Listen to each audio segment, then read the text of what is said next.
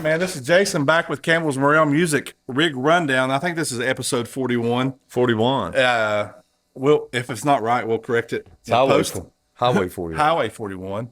And this is a very special episode. We're coming live at you from Capone's here in downtown Johnson City, and we're going to try to do more of these.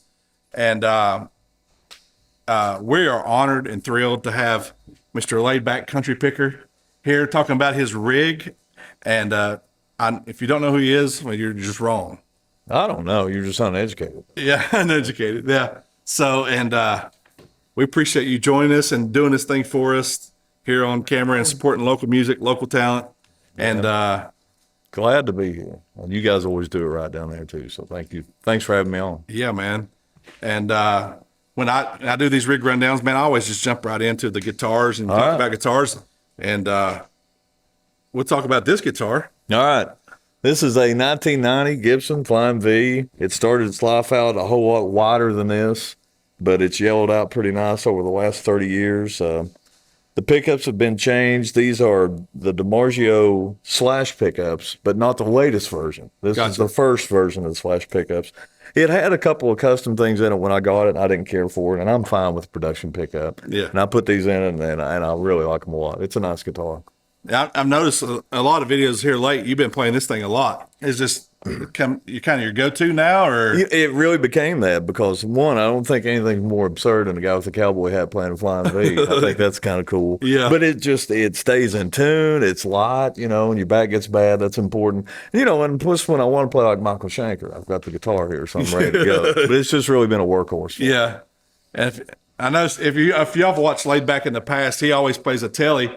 And we talked about that earlier. It's just a parts caster telly kind of thing, and with some palm benders and everything on it. I thought I had it here, but yeah, it's a little $100 guitar, and I've owned it for 25 years. And honestly, it's probably my most treasured guitar. I would die without it. Yeah, because you can't replace it. Because sometimes when the wood and the neck comes together a certain way, it just works, and that's what happened with that one. Yeah. You don't need those custom shop fenders sometimes. Sometimes it just works. It's just hit or miss. I would never want to buy a guitar that I hadn't played because you just never know. You can take the best stuff and put together and it doesn't happen, or you can take some crappy stuff and put together and it does happen. Yeah. It's the beauty of it. Yeah.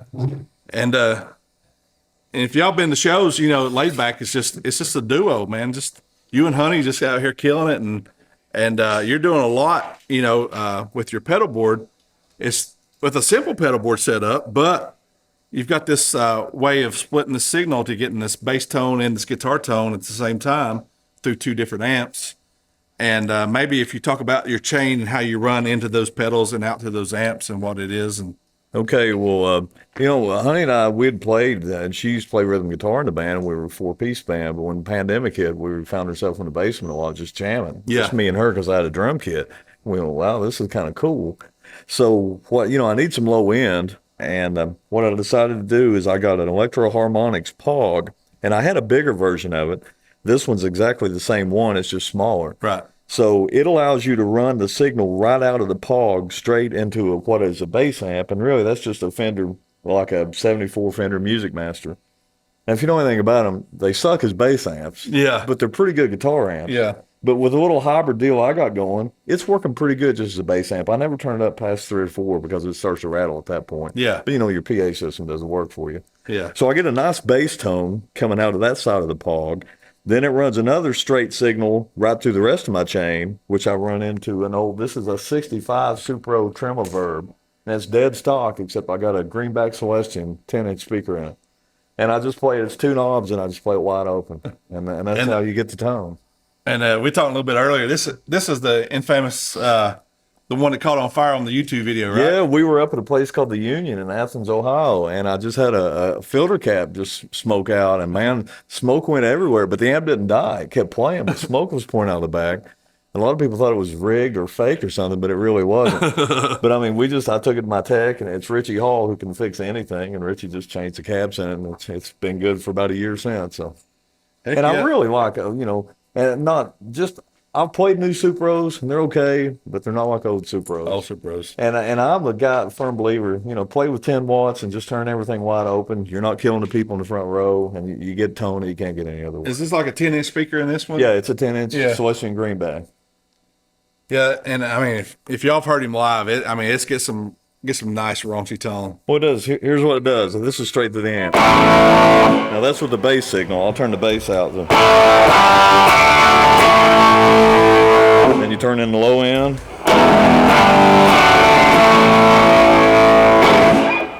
There you go. Make it all the racket on this flying V. Yeah, and heck, we're just micing it with the little Audio Technica condenser, so I'm sure it's going to translate well on the camera. But some other things I got here, real quick. I've got a TS. Well, that's not TS9. What is that? Whatever. Just an Ibanez tube screamer. Yeah. That I've had. It's one of the early '80s models that everybody wants with the right chip in it, which I don't know what that is. But I've owned that for 25 years too. And just when I need to boost the lead just a touch, for a solo, it's set fairly. I mean, here's without it. Here's with it. Just a little more sustain. Yeah. I hate to sound like Nigel Tufnell, but do you hear that sustain? Yeah. And then I got a DD3 digital delay, just whenever you need to get a little spacey, you need to get a little Dave Gilmore for everybody. In case anybody in the crowds want to get psychedelic. There you go. So, I mean, that's basically it. I would have less pedals, but I need that many. I mean, that is a pretty simple rig, but lots of tone. Well, but most of the tone is right here. A lot of tone is in your hands because you've seen players that just no matter what they pick up, it sounds like them playing. Yeah, and I think that happens to me. Yeah, for sure. You probably could play through any amp, any sort of pedals, and get sort of the same. Yeah, and I think a lot, and two, I think about that a lot because I drive a lot and I ain't got nothing else to do. I think it's more right hand than anything. Just the way you strike the strings and just the way you attack. I think that's where your tone is. Everybody's got a left hand. Yeah, Malcolm Young had a right hand. Oh gosh. I like to have that right hand. Yeah, greatest rhythm player of all time. Greatest, the best. Yeah, the best. I agree. And is a certain pick you use? Yeah, man. What I can't read this. What does that say? Oh, the Dunlop Tortex. They're 1.3s, maybe. 1.3s, I think. The purples. So they're really the heavy. But the cool part about it is you got 3 sides. So you wear one out, you got 2 more to go. It's economics. That's all this is. So if Dunlop, we'll tag Dunlop and we'll get you a sponsorship. Well, tell them, keep them coming. I'll start throwing them in the crowd if we get a sponsorship. I'll be another Rick Nelson. Yeah, and strings. What kind of strings you play? Man, I'm ashamed of this. I always played Ernie Ball 11s on Gibsons, and I played 10s on Fenders. But now I'm getting old. I've got a little lazy, so I've moved down to 10s on this too. Gibsons, yeah. So these are just Ernie Ball 10s, and that's what I put on both head and the telly. Les Pauls and V's play a little bit slinkier, but trying to, what Billy Gibbons is using, like what, a 7? 7s or 8s, yeah. And so he's like, you guys shouldn't be playing them hard strings. So I'm trying to go with the Gibbons route, but probably 10s as low as I'll go. Yeah. Especially on that scale length. Yeah, sure. Because at some point they come a little too rubbery. But then again, Billy handles it, but I ain't no Bill Gibbons. Well, that being said, I don't know who he is. No, Bill Gibbons. That's about it. Yeah. So yeah, Laid Back Country Picker. Y'all go check out website, buy all of his merch, download all of his albums. All of them. Every single one of them. I guarantee you're gonna love it. It's just like, it's just like the shirt you wear most of the time when you play with the Motorhead meets country, meets punk. I try to avoid a category. There's not a category for you. That could be good or bad, but I just do what I feel. I dig Motorhead, I dig Waylon, and just every point in between. Yeah, and I could see it, and you're playing a lot, and you got great tone through. You got old amp. Good old amps. Can't help it sound good. Yeah. And so y'all definitely go check it out. You got anything really cool coming up? Do you want to? Yeah, man, I got a couple of shows that I'm really excited about. We're playing around locally, and if you just go to laidbackcountrypicker.com, you can see where we are. But in February, I'm playing the Outlaw Country Music Cruise that Sirius Radio puts on. And, man, they invited me to come and play, and Steve Earle's on there, and Blackberry Smoke, and 49 Winchester, and Lucinda Williams, and just a cast of thousands. Driving and Crying's on there. Yeah. Warner Hodges Band's on there.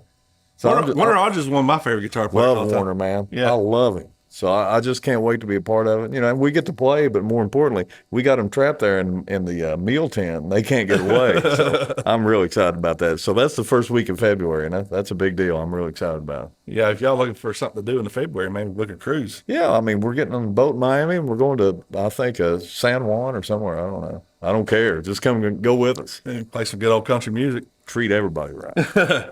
Oh, yeah. What's the slogan? We're trying to play some good country music and treat everybody right. That's the layback with a flying V. Yeah. And, this will be aired after this show tonight, but, we're opening up with Luna and the Mountain Jets tonight, and Laid Back is closing out the show. And Dime Store Cowboys. Dime Store Cowboys is somewhere stuck here in the middle. Yeah, we're right here at Capone's in Johnson City, Tennessee. Yeah. We love it. We love it here. And, Laid Back's been to the store before, Campbell's Morel Music, and we appreciate the support. And we're here to support you and all your endeavors. Man, you guys are great down there. Every time I'm in town, I come. And in fact, when we get out of bed in the morning, we're going to come up and see what's going on. So we'll be hanging out down there and see what you got that I need. Yeah. I appreciate you hanging out and doing this with us tonight and showing us your rig and all the secrets to all this magic tone. Well, now the secret's out, so I'll have to get a new stick now, probably. Yeah, you're going to figure something else out for sure. No, man, I mean, everybody, just go get your rig like this and get you a 90 Flying V and just put the hammer down. Thanks for joining us. Cooper.